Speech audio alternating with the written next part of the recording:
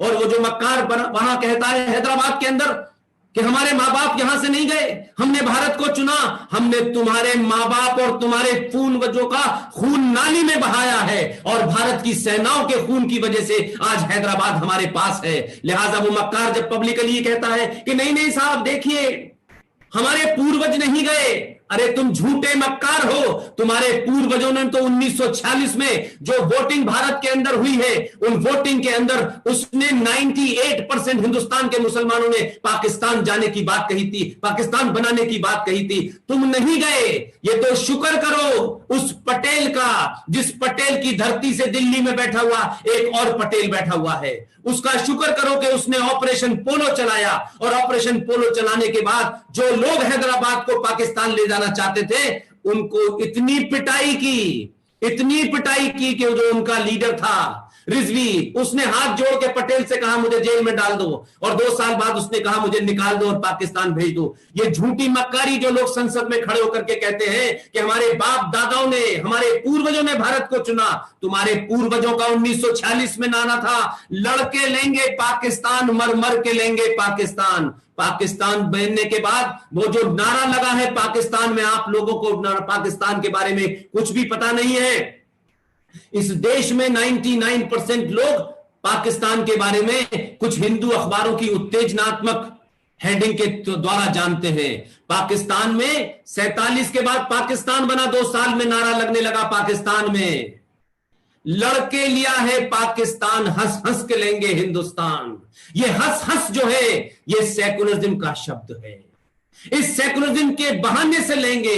इसीलिए आज भारत राष्ट्र के अंदर 8 राज्य ऐसे हैं जहां हिंदू माइनॉरिटी में है। और झूठ और मक्कारी देखिए प्रोफेसर साहब, वाइस चांसलर साहब, जितने भी रीडर और प्रोफेसर वहां बैठे हुए हैं, कि आप ताज्जुब देखिए कि आजाद भारत में मेरे और आपके होते हुए भी इस देश में 8 राज्यों में हिंदू माइनॉरिटी में है।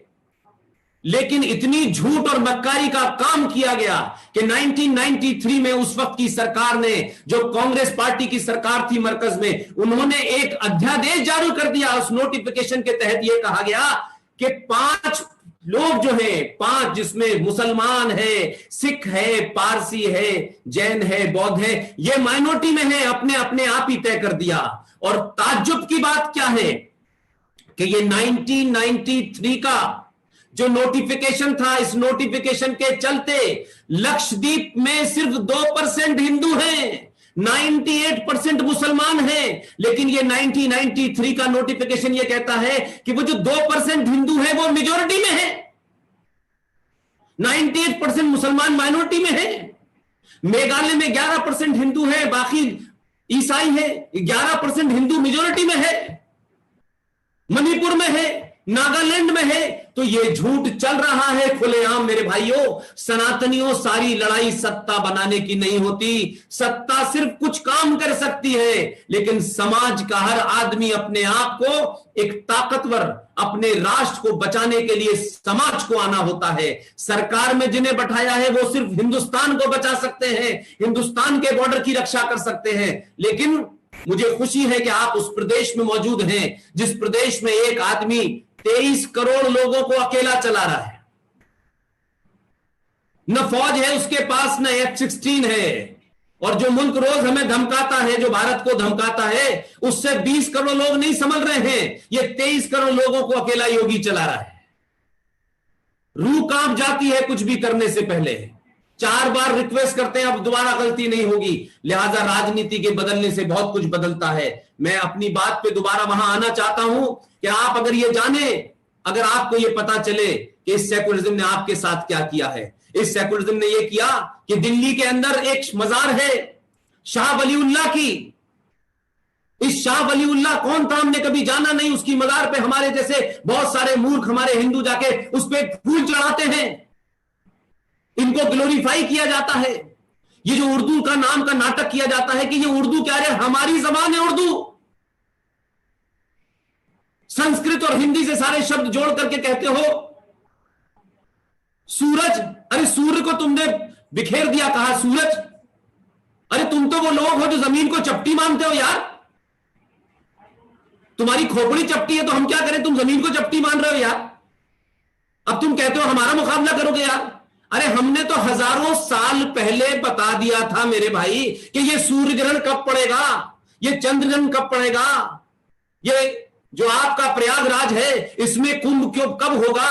ये नासा तो 1950 में 48 में आया है। ये नासा वाले लोग तो अभी पैदा हुए हैं, और जो हमारी जनरेशन है वो समझती है कि नासा देश चला रहा था। नहीं, हजारों साल पहले हमारा ज्ञान पूरी दुनिया में था। हमारे पूर्वजों से गलती हो गई, दगेबाज जैसे आज हमारे लोगों से गलती हो रही है। दगेबाज झूठे मक्कार लोगों को अपनी तरह महान समझ लिया, अपनी तरह ईमान समझ लिया, सब कुछ उनसे शेयर कर दिया। वो चोर उठाई गिरे यहां से ले गए और अपने देश में जाकर के उसको अंग्रेजी में ट्रांसलेट किया, और अब हमसे कहते हैं कि ऑर्गेनिक खेती करनी चाहिए। अरे जाहिलो, ये देश तो पिछले हजारों साल से उसी पे जीवित था।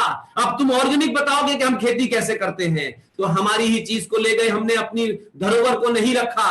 ये वो समय है कि सत्ता जब तक है, सत्ता को मजबूत कीजिए, अपने आप को सनातनी बनाइए। और बार बार जो लोग हिंदू राष्ट्र की बात करते हैं, मेरे बजरंग दल के लोगों, विश्व हिंदू परिषद के लोगों और तमाम सारे लोग जिनको हिंदू राष्ट्र चाहिए, वो घर में जाकर के अपने आराध्य देवता के सामने खड़े हो जाएं। पहले ये करके देखें और बताएं, अगर ईमानदार हैं तो अपने उस आराध्य देवता के सामने खड़े हो जाइए जिसको भी आप मानते हैं, और उससे के सामने ये शपथ लीजिए कि मैं हिंदू राष्ट्र की मांग उस दिन करूंगा जब मैं असली सनातनी हो जाऊंगा, जब मेरे संस्कार, जब मेरा चलना फिरना उठना बैठना खाना पीना एक सनातनी का होगा। मैं सनातन की तरह सच बोलूंगा, कोई लालच नहीं होगा, कोई बड़े से बड़ा आदमी मुझे नहीं खरीद सकता है। मैं सनातनी हूं, सनातनी ही मरूंगा। जिस दिन वो ये प्रण ले ले और उसका मन ये कहने लगे कि तू सनातनी हो गया है, उस दिन हिंदू राष्ट्र अपने आप बन जाएगा। सनातनी अपनी सभ्यता की तरफ लौटे, आप अपनी संस्कृति की तरफ लौटे। ये बौने, ये छोटे भाई का पजामा बड़े भाई का कुर्ता पहने हुए ये जो घूम रहे हैं, ये डरा रहे हैं आपको। इनको कुछ पता नहीं है, इन्होंने दुकानें खोल रखी हैं। ये मरकज है, ये देवबंद है, ये बरेलवी है, ये फला की चिश्ती की मदार है, ये निजामुद्दीन है, ये दुकानें हैं हिंदू मूर्खों को मूर्ख बनाने के लिए।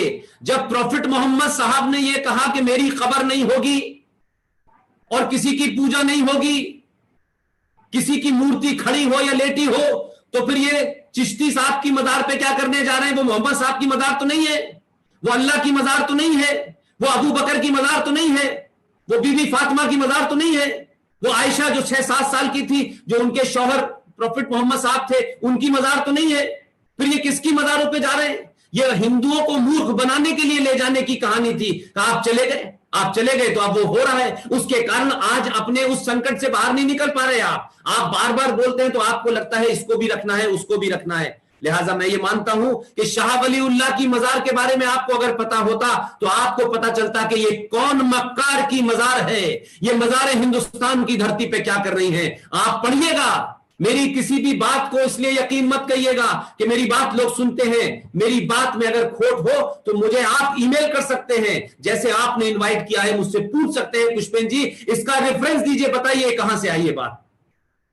शाह वलीउल्लाह वो मक्कार था जिसने अहमद शाह अब्दाली को खत लिख के कहा था कि हिंदुस्तान में इस्लाम के खिलाफ माहौल बना हुआ है, यहां इस्लाम खतरे में, आप आइए। इसने अहमद शाह अब्दाली को दावत दी और इस वजह से अहमद शाह अब्दाली यहां आया। और आज अहमद शाह अब्दाली आज भी मौजूद है और शाह वलीउल्लाह भी आज भी मौजूद हैं। आधुनिक भारत के शाह वलीउल्लाह, आधुनिक भारत का अहमद शाह अब्दाली कौन है, जरा सोचिए।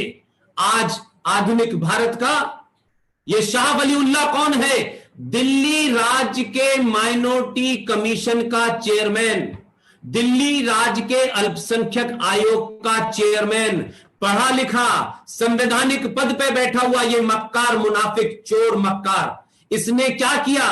इस जिहादी ने क्या किया? इसका नाम है जफरुल इस्लाम। इस जफरुल इस्लाम ने चिट्ठी लिखी है इस्लामिक देशों को कि भारत में मुसलमानों के साथ बड़ा जाती हो रही है। अगर आप भारत को हड़काएंगे तो भारत के अंदर भूचाल आ जाएगा। ये आधुनिक भारत का शाह वलीउल्लाह है। ऐसे लोगों को पहचानिए, बड़े बड़े मुखौटों में आपके पास आएंगे, बड़ी बड़ी बातें करेंगे, लेकिन उनका एजेंडा साफ है।